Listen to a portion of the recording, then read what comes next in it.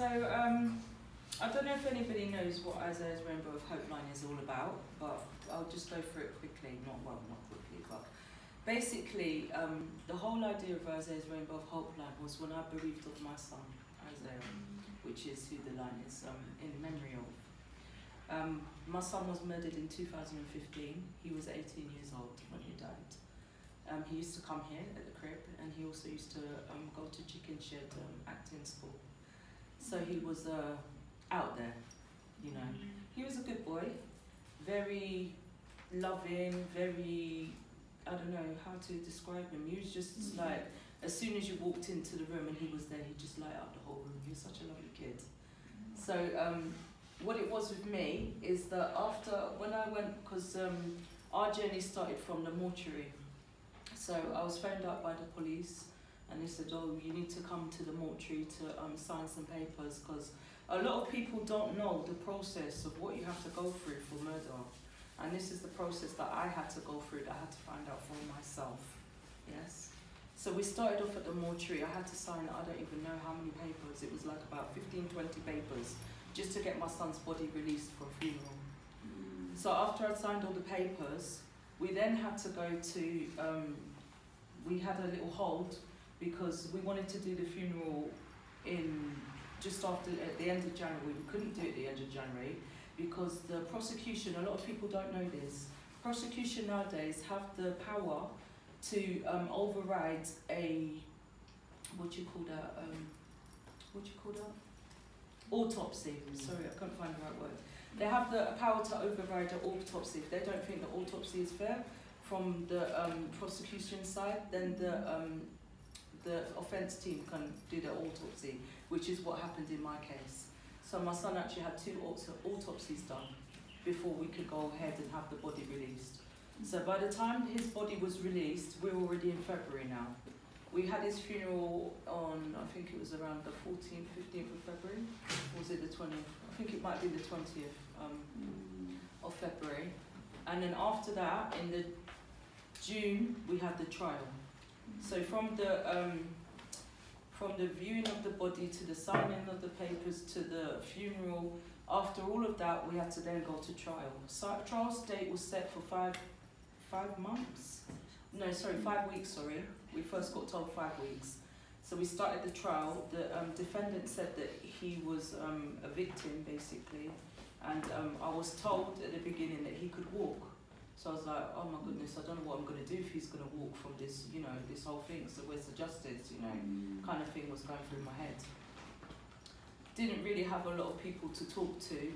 Victim support wasn't really there for me to talk to.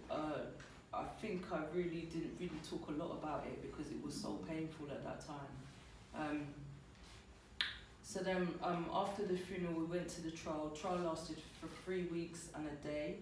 And then after that, we had the whole point of putting everybody together, which I think was the hardest part.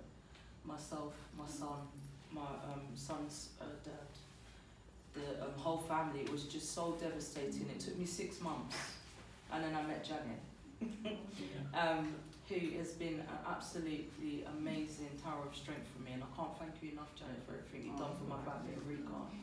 You know, because without you, I think maybe I wouldn't be where I am today. I think it's very important for people to understand how deep this is, because people think that it's, okay, my children are safe out there. Are your children really safe out there? Do you really know what your children are getting up to? The thing is, you really have to get down to the deep roots of it. It's not enough to say, okay, that's my friend's, that's my son's friend. You have to get to know the friend, the parents, everything, the background, everything. Because trust me, that's what happened to my son. My son, the day that he died, he was with a friend of his that I have known this friend since they was knee-high to grasshoppers. So they grew together in church. This boy went off the rail, and basically the day that my son died, that boy was with him. That boy is now in prison doing 11 years. So you never know who your children are really going out with. And I think this is one of the problems that parents seem to overlook. They seem to think that, okay, if he's with my friend, if he's with his friend, he's fine. You can't say that, because when you're born alone, you die alone. And I can't tell you how important it is to get to know the parents of the children, because you don't know what they're doing. You don't know what they're feeding into their children, you know? So you have to really be careful about that, very, very careful. Because you may see people there and you think, oh, they're okay, you know, the children seem okay, but you don't know what's really going on behind back doors. So I think that's important, because definitely from what happened to my son. So I'm going to go into it a little bit more detailed. It's the day that he got murdered, him and this friend, who I won't name, just because of my own personal views about that, and I don't want to be negative, you understand? So I just want you to see it from a, what's the word? A non-negative point of view, if you get what I'm meaning. So the day they went, him and that young boy went together. There was 3 of them. They went in the car. They got to the boy's house. My son and his friend went upstairs. The other boy stayed in the car. Then there was a fight between my son and the person that murdered my son. And then the boy that was supposed to be my son's best friend, bona fide brethren, jumped out of the car on the way to the hospital. So that's what this is why I'm saying to you, it is so important to know who your children's friends are. And also don't think that if they're going to a party or if they're going wherever they're going, to make sure, if you can, be there with them, you know, because you never know what tomorrow could bring. I never thought that I'd be standing here 3 years ago and speaking on behalf of my child. Understand? I never thought in a million years that I'd be doing this. Never. You know, and I can honestly say from the bottom of my heart, it's the worst experience I've ever been through in my life. Ever. It's taken me a long time to get to where I am now, and like I said, with Janet's help, I've got here finally. And I'm just glad to finally meet Natalie, who is going to be working with the young people, which I'm really proud of, you know, because I think that's where we need to start, really. There's a lot of talk in the press, oh, it's the parents' fault, oh, it's the government, but where is the problem? It's the community. We don't have that tight-knit community where we used to have. You used to be able to go to your parents' friend's house, your parents' sons' houses. Hi, miss, how are you? You can't do that nowadays. So I think that is very important. We need to bring the community love back together, you know? And I think also we need to be reaching out not just to teenagers, but to the children as young as primary school. Because unfortunately, this is the life that we're living in right now, is it's starting from primary school. And unfortunately, that's where we have to target. And it's very sad that we have to target that. But it's reality. It's reality, you know? I would say, like, from my point of view, be very vigilant with your children, you know? Be very vigilant, be over-vigilant if you have to. Sometimes our children will say to us, oh, you know what, Mum, I'm just gone up the road to meet our friend. How do you know that friend? You might know that friend, they've grown together, but you don't know what life they're living behind closed doors. And that is the most important thing, that us as parents need to be clued up about what language they use, how they meet their other friends, what kind of background their friends are coming from. This is the 3 things you need to be like on top of, like 100%. Because there's some words as us as parents, we don't know that the children are talking about, oh, I'm gonna go and kill somebody. You don't know. Because they're using language and terminology that us as parents nowadays would never have thought of using.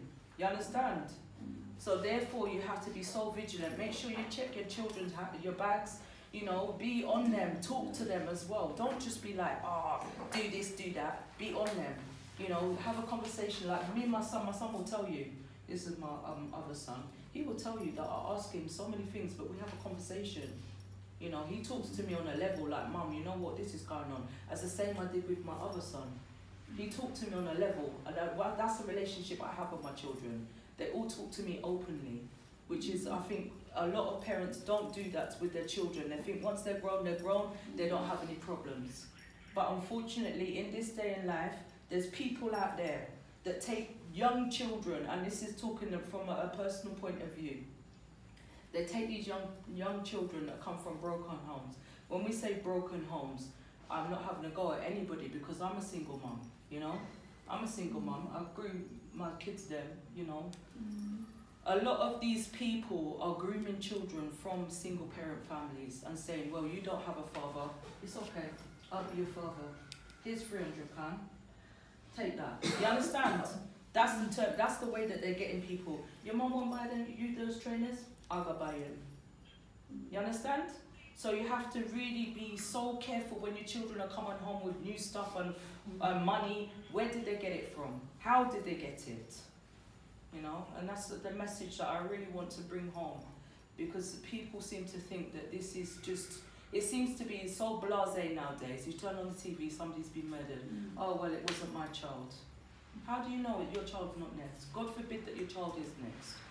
But this is what I'm saying to you, to prevent that, you have to lay down those ground rules and say, look, I want to get to know your friends, I want to get to know what you're about, I want to listen to what you're listening to. Take time with your children, listen to them, talk to them.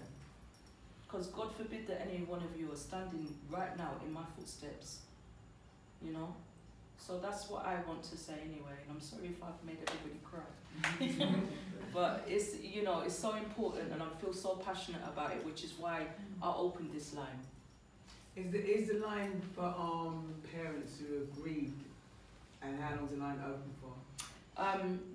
The line is primarily for bereaved parents, not just for bereaved parents, for bereaved families, shall we say. Yeah? So that's what it's all about. We're out here to reach out to those people, because let me tell you, when I lost my son, I found that there was hardly anybody that I could talk to. You go through the trial and it just drains you. People say, oh, you're sitting in trial and it doesn't affect you, but it really does. It makes you so tired. Like every day I was coming home from work, well, from trial, and just going to sleep. Coming home from trial and going to sleep, that was me. For the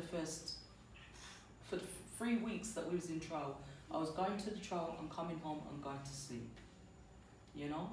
So my hope is that this line, even if one person phones in and says, you know what, I want to put down the knife because of what you said or how you've portrayed yourself to me, then I will be the happiest person in the world.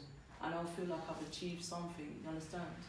I'm not doing this for any sort of award or nothing like that. I'm doing this because of the love that I have for the children in this world. You understand?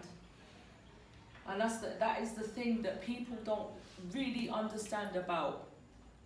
They think it's so easy to take a life, but what happens afterwards? You know, all now, 3 years on, I've got people, my son's friends phoning me in pieces, crying down the phone, please Grace, I don't know what to do. What do I say to them as a mum? You know, I stand here and I know a lot of people say, oh, you're so strong, Grace, you're so strong. I have my days where I'm on the floor and I'm crying, you understand? But I try to stay strong for my child's. I've got him, I've got my other little one to think about. And everything I do is from the heart. I don't want nothing for it. I don't want nothing for it. I just want to help people to deal with this horrific crime wave that is going through this country right now. You understand? That's my whole point. And I'm sorry if I made everybody cry today, but there you go.